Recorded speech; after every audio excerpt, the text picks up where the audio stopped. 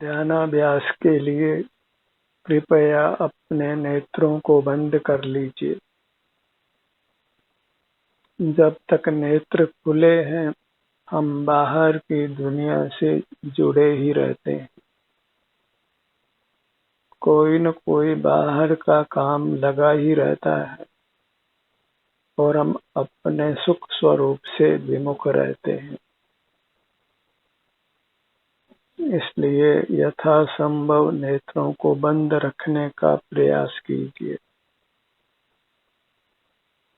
इंद्रियों को खुले रखकर कोई आज तक जिनेंद्र नहीं हुआ, परमात्मा नहीं हुआ,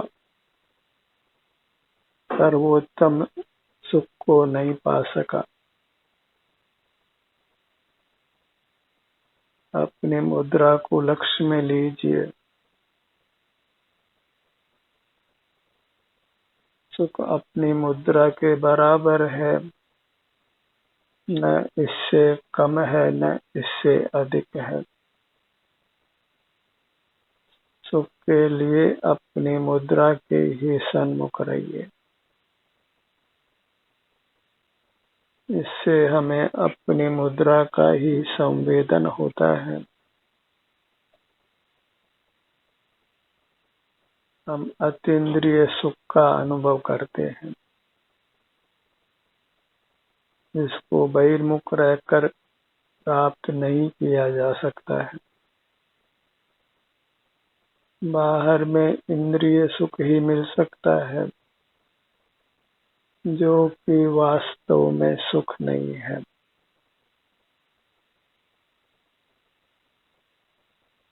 वह वास्तव में अपने में हुई पीड़ा का प्रतिकार मात्र है।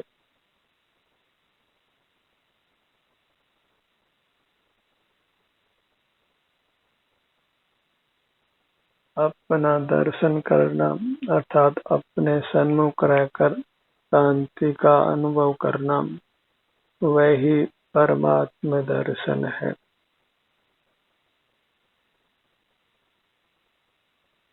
अपना दर्शन ही वास्तव में परमात्म दर्शन है।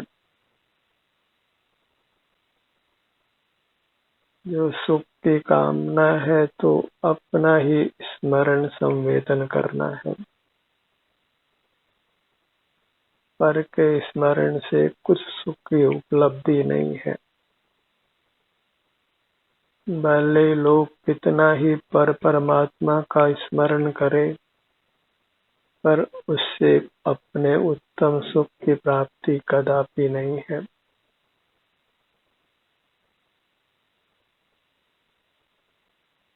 परमात्मा से सुख की आशा करना, वह पर से ही सुख की आशा करना है, और सुख पर से प्राप्त नहीं किया जा सकता है। हम अपने ही सुख को पा सकते हैं। जो सुख निर्दोष है, अतीन्द्रिय है, निरापद है, उसी को पाकर हम जन्म मरण से मुक्त हो सकते हैं, मूर्त के बंधन से मुक्त हो सकते हैं।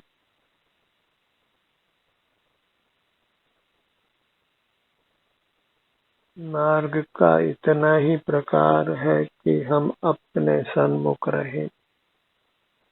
उससे सहज ही जीव जिनेंद्र होता है, इंद्रिय जयी होता है, मन पर विजय पाता है। मन इंद्रियों पर विजय पाने से ही जीव अपने अतीन्द्रिय सुख को पाता है। मन इंद्रिय से दूर हो, क्या बहु पूछे बात, राग प्रसार निवारते, सहज स्वरूप उत्पाद। जो अपना वीतराग स्वरूप है, वह सहज ही प्रकट हो जाता है। बहिर्मुखता में बहुत फसावट है।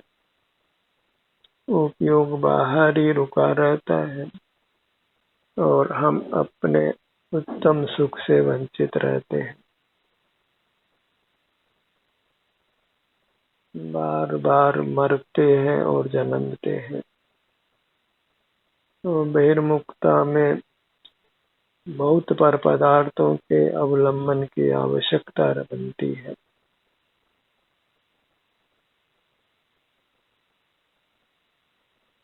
अपने सन्मुख रहने पर फिर हम सर्व पराधीनता से मुक्त होते हैं, बाह्य पदार्थों की आवश्यकता से मुक्त होते हैं। बहिर्मुख जीव को सर्व प्रकार से बंधन है। बाहर स्थूल मूर्त पदार्थों की आवश्यकता बनती है। वे स्वाम्य अस्वाम्य लगकर राग द्वेष उत्पन्न करते हैं। भीतर स्थूल मूर्त काया का बंधन है और उससे भी अधिक दृढ़ बंधन सूक्ष्म कार्मण काय का है, जिससे मूर्त काया के बंधन से छूटने के बाद मरने के बाद फिर पुनः मूर्त काया मिल जाती है। इसीलिए सूक्ष्म मूर्त कर्म के बंधन को विधाता संज्ञा है और वही बलवान है। कोई अन्य जीव विधाता नहीं है। जीव के साथ बद्ध मूर्त कार्मण का ही वास्तव में विधाता है। उसी के उदय से भूख प्यास रागादिक दोष निद्रा आदि नाना प्रकार की विपरीतताएं पैदा होती है।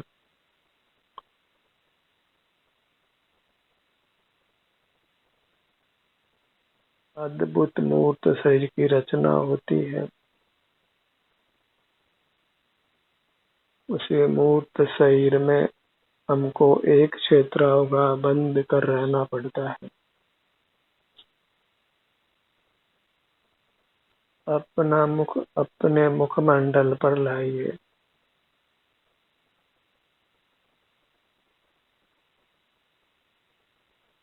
ध्यान सत्र से जुड़ने पर आप नियमित समय पर कुछ समय तो अपना ध्यान अपनी ओर ले ही आते हैं, अन्यथा तो फिर बाहर के कामों का कोई अंत नहीं है।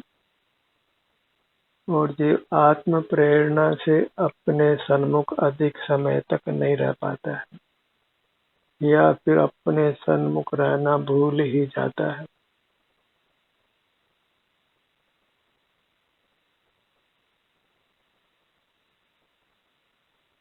इसलिए नियमित रूप से ध्यान सत्र से जुड़कर हम भले ही थोड़े थोड़े कर्मों का नाश करें, पर एक समय अवश्य ही सर्व कर्मों के बंधन से मुक्त हो सकते हैं।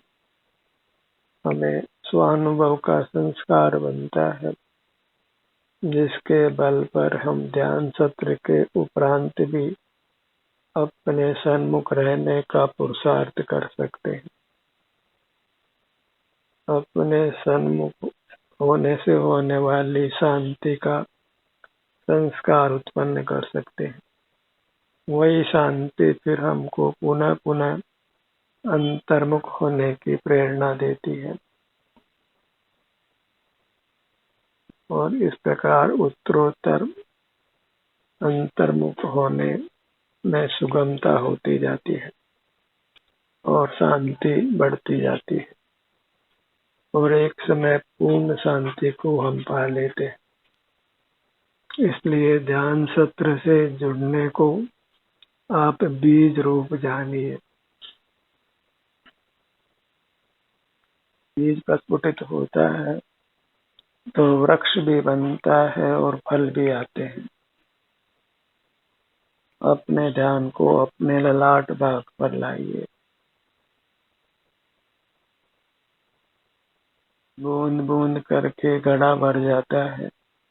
ऐसे अल्प अल्प काल के लिए भी हम अपने सन्मुख होते हैं, तो फिर एक समय वह आ जाता है जब हम पूरी तरह अंतर्मुख हो जाते हैं, सर्वथा अंतर्मुख हो जाते हैं, निरंतर अंतर्मुख रहते हैं और परमात्म दशा को पा लेते हैं, और उससे बड़ी उपलब्धि लोक में कोई नहीं है।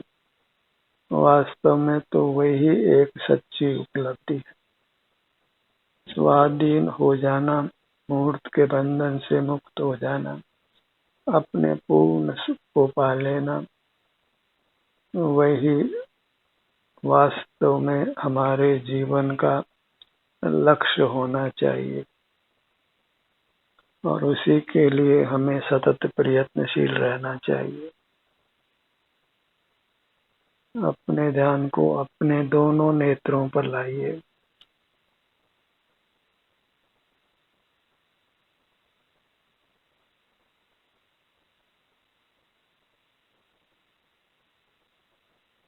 अपने सन्मुख होने से होने वाली शांति को पहचानिए।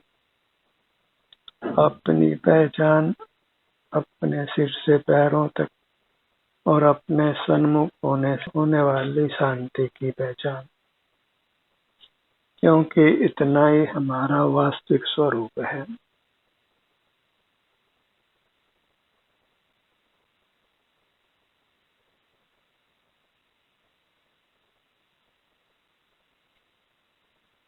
सिर से पांव तक ये हमारी वास्तु है, और इसके सन्मुख होने से जो शांति प्रकट होती है वह हमारी वृत्ति है, और वास्तु और वृत्ति का समवाय वही हम हैं।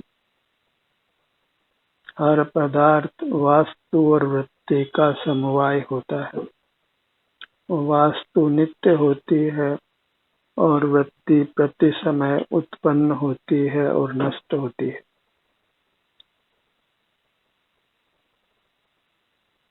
अपना विस्तार और अपना प्रवाह,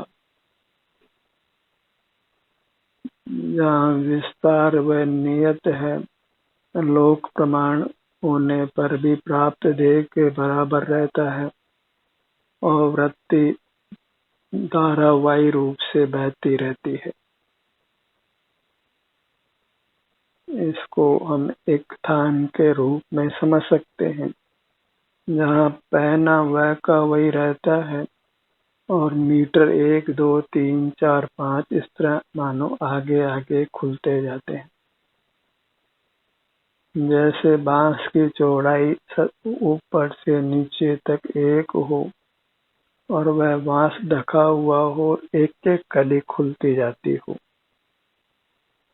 बस ऐसे ही सिर से पांव तक हमारा विस्तार है, और उसमें प्रति समय एक एक वृत्ति उत्पन्न होती है। वर्तमान वृत्ति का व्यय होता है, और नूतन वृत्ति का उत्पाद होता है।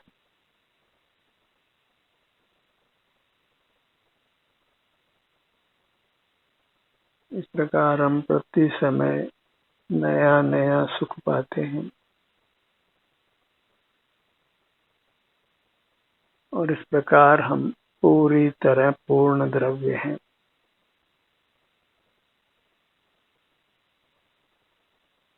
हमारे को किसी वास्तव में पर पदार्थ की आवश्यकता नहीं है।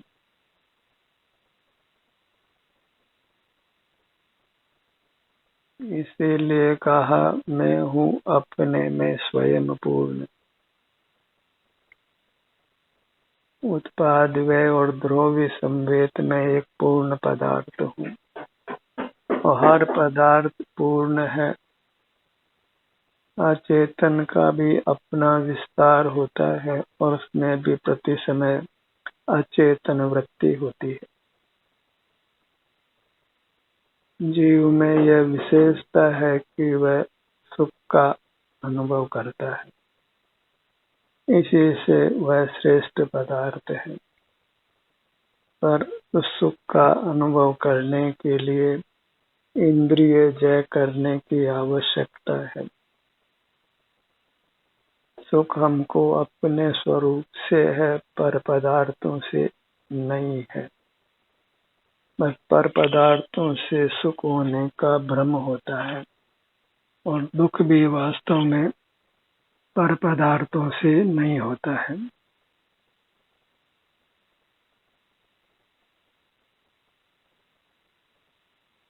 हमारे कर्मोदय से ही हमको दुख रूप परिणाम होता है। भीतर कर्मोदय और बाहर प्रतिकूल सामग्री, इन दो पाठों के बीच में रहा हुआ जीव ही दुख पाता है और हमें इन दोनों पाठों से बाहर आना है। और उसका एक ही उपाय है कि अपने सन्मुख रहना है।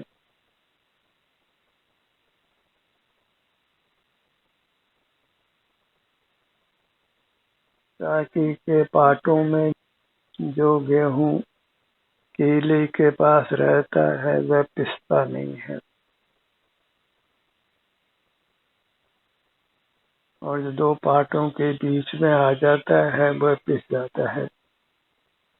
ऐसे ही हम अपने विस्तार रूपी कीली के सन्मुख रहते हैं, उसके निकट रहते हैं, उसी में उपस्थित रहते हैं, तो भीतर के कर्म बाहर के स्थूल पदार्थों के दो पाठों के बीच में हम नहीं पिसते हैं, पूरी तरह सुरक्षित रहते हैं।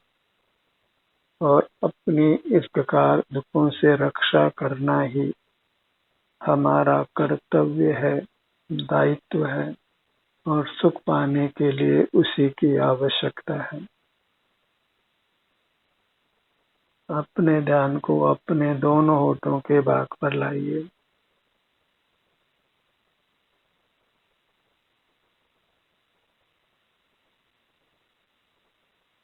भीतर दंत पंक्ति, जिह्वा, ऊपर तालु और भीतर कंठ का भाग, ठुड्डी, दोनों गाल, पूरा मुखमंडल, थोड़े थोड़े प्रदेशों से या अंग उपांग कर अपने सन्मुख ठहरने का प्रयत्न करिए। अपने आप को इंद्रिय ज्ञान से बचाइए। इंद्रिय ज्ञान से बचाने का नाम ही संयम है, पुरुषार्थ है, धर्म है।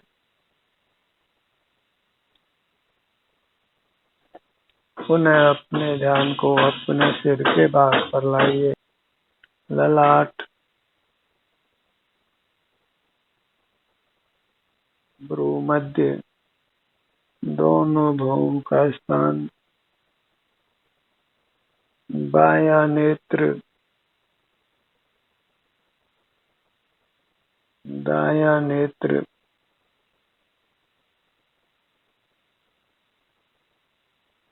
बायां कान, दायां कान,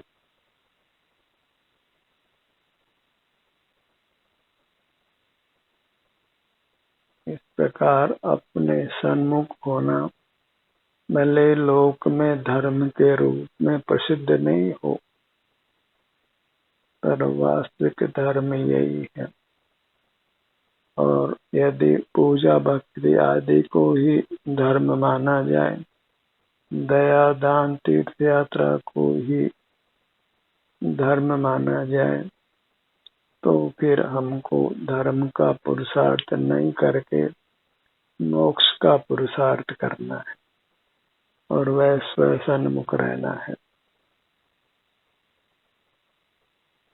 और बहिर्मुख जो भी धार्मिक चेष्टाएं हैं, उससे हम अपने सुख स्वरूप से चुप ही रहते हैं, और इस कारण हम संसार से पार नहीं उतरते हैं, संसार में ही जन्म मरण करते रहते हैं। अपने ध्यान को अपनी नासिका पर लाइए। बायां नथुना, दायां नथुना, कुछ मूर्त अंगों की कल्पना नहीं करना है। इसी भाग में हमारे आत्म प्रदेश हैं, उनके सन्मुख रहने से ही हमको शांति का अनुभव होता है और मूर्त कर्मों की संधि टूटती है। और उत्तरोत्तर हम अधिक अधिक शुद्ध होते जाते हैं, निर्मल होते जाते हैं। अपने ध्यान को अपने दोनों होठों के भाग पर लाइए।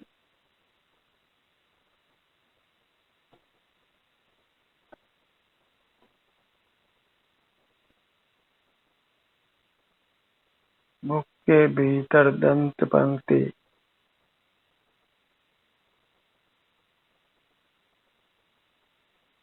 जिह्वा,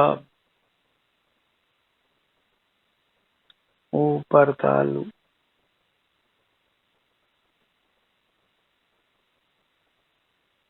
ठुड्डी, बायां गाल, दायां गाल,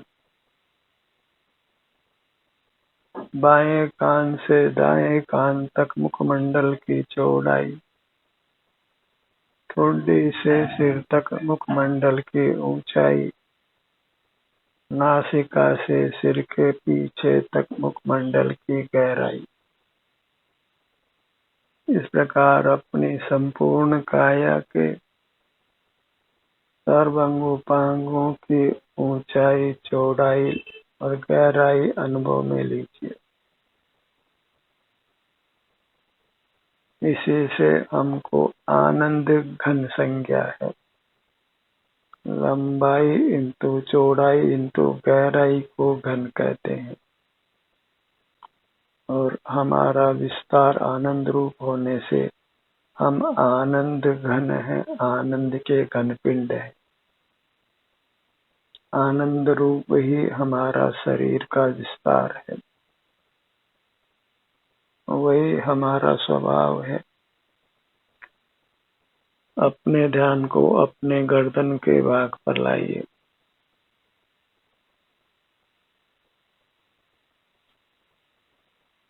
इस प्रकार योग निद्रा करने से ही हमारा जीवन, मनुष्य जीवन सार्थक होता है। निद्रा का अर्थ विश्राम है और योग का अर्थ हम स्वयं से जुड़ना है। इस प्रकार हम स्वयं से जुड़कर विश्राम करते हैं, आराम भोगते हैं, सर्व प्रकार के दुखों से अपनी रक्षा करते हैं।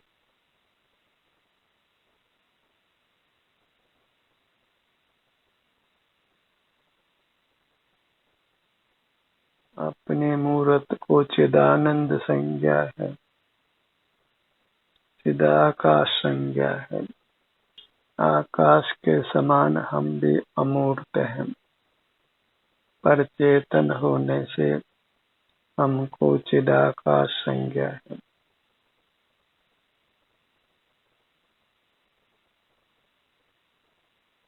और अनादि से जीते हैं, जी रहे और अनंत काल तक जिएंगे, इसलिए हमको जीव संज्ञा है। और ये हमारी मूर्त ही अपने होने से इसको आत्मा संज्ञा है।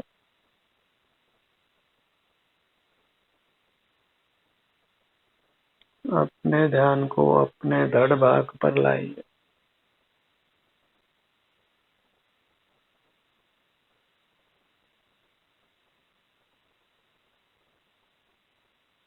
अपने सुख को ही भोगना है। जड़ पदार्थ सुख स्वभावी नहीं होने से उनसे युक्त होकर सुख पाना संभव नहीं है।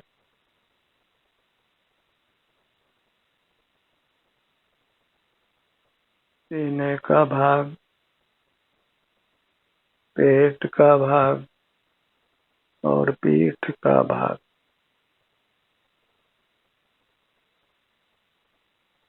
अधिक से अधिक समय तक अपने सन्मुख रहने का प्रयत्न कीजिए।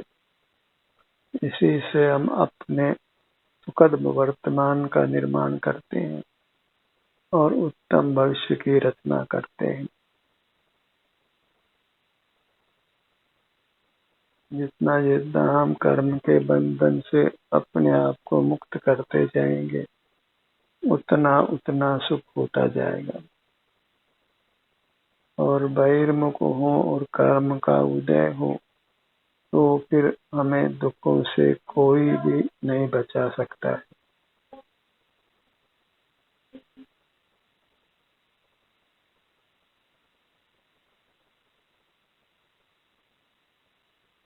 फिर मरण से भी कोई नहीं बचा सकता है।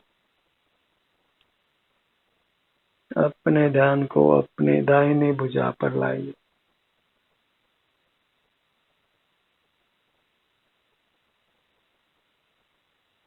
एक एक क्षण हम अपने सन्मुख रहकर परमात्म दशा को पा सकते हैं। क्षण भर निज रस को पी चेतन मिथ्या मल को धो देता है। काशायिक भाव विनष्ट किए निज आनंद अमृत पीता है। बाईं भुजा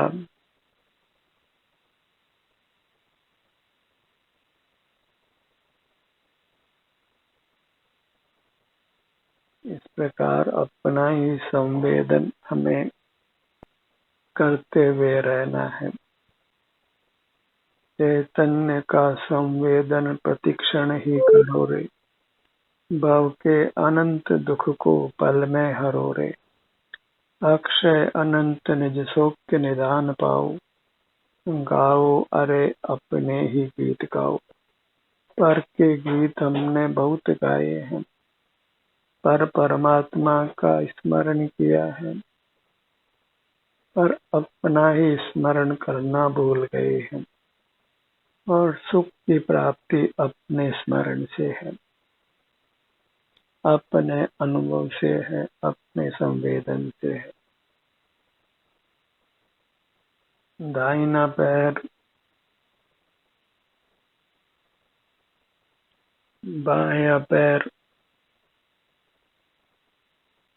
पूरी मनुष्याकार मूर्त, यही परमार्थ से परमात्मा की मूर्त है। अपने आप को परमात्मा से न्यून मानना योग्य नहीं है। कर्म के संबंध से भले ही अभी हम मनुष्य हैं, पर कर्म का संबंध मिटने पर फिर हम अनंत काल तक परमात्मा होकर ही रहते हैं और वही हमारा वास्तविक स्वरूप है। हम परमात्मा समान हैं, आनंद घन है। ऐसा ही निरंतर चिंतन कर अपने सन्मुख रहने का पुरजोर प्रयत्न करिए। ध्यान का सत्र यही समाप्त होता है। आपकी सहभागिता के लिए धन्यवाद।